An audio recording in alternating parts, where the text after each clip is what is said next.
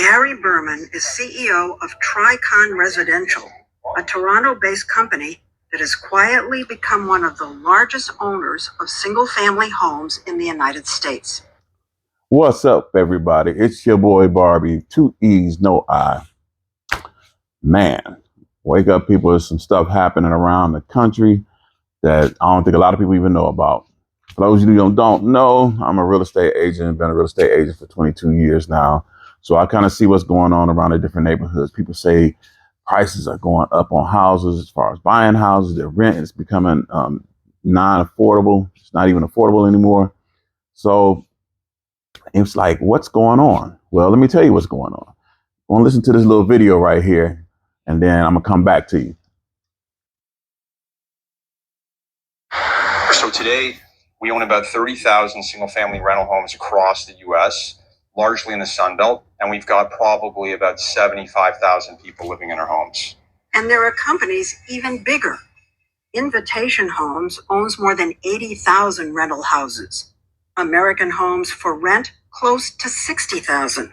Some of the all-stars of finance, Goldman Sachs, JP Morgan, Blackstone, have put hundreds of millions of dollars into these companies. Our largest portfolio would be in Atlanta, in Charlotte, in Phoenix, in Tampa. Big investment companies like yours are being blamed for this huge increase in rents across the country. And you can set the rent any way you want, really. That's what's going on, y'all. It's called corporate ownership of residential properties.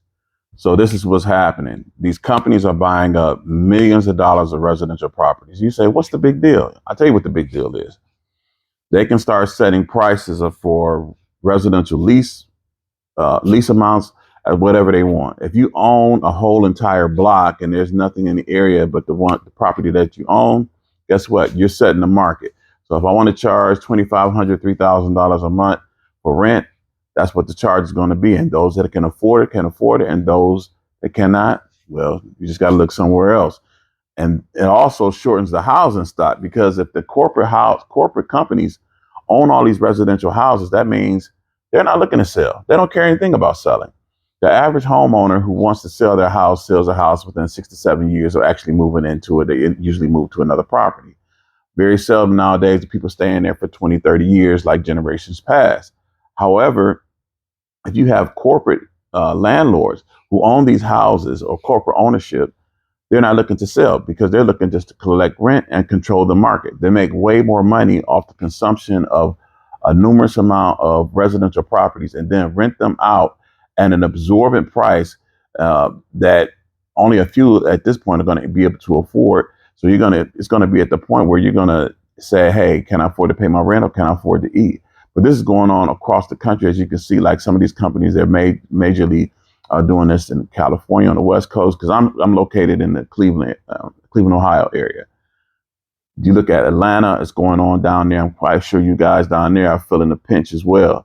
But up here, it's starting the same way in this Cleveland area. I'm seeing market areas where the rent is double what it used to be just probably a couple years ago. I'm seeing mortgage prices for those who are trying to buy properties are doubling as well. You say, well, why, if they're not selling, why is the mortgage prices doubling? I'll tell you why.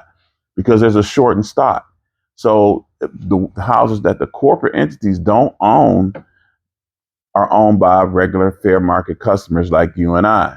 So if those people want to sell, they're getting a premium for their house because there's no other houses available. So this thing has a complete devastating effect upon the housing market or the real estate market. So if you don't own a piece of property, my advice to you is look into getting you a residential home, because in a minute, nobody will be able to afford these properties but these corporate entities, and they'll be owning everything. And then we'll be paying rent, or people will be paying rent forever to these companies that own all of these properties. And it's going to be devastating to just basically every neighborhood. So this is my advice to you. Buy some property. If you know a good realtor, get with them. If you're already paying $2,500, $3,000 a month for rent, more than likely you can afford to own a home down payment programs across the country. There's all kinds of ways you can get into houses with little to nothing down. Creative financing. I'm just telling you right now, my advice to you is own a piece of property. Real estate is not going anywhere. It's what we call a scarce resource. Why is it scarce? Because you can't reproduce it. Well, it's up in Saudi Arabia, they make an island and stuff. But anyway, that's neither here nor there. Buy you a piece of real estate. You will not regret it. Accumulate generational wealth. Until next time, this is your boy Barbie. Peace.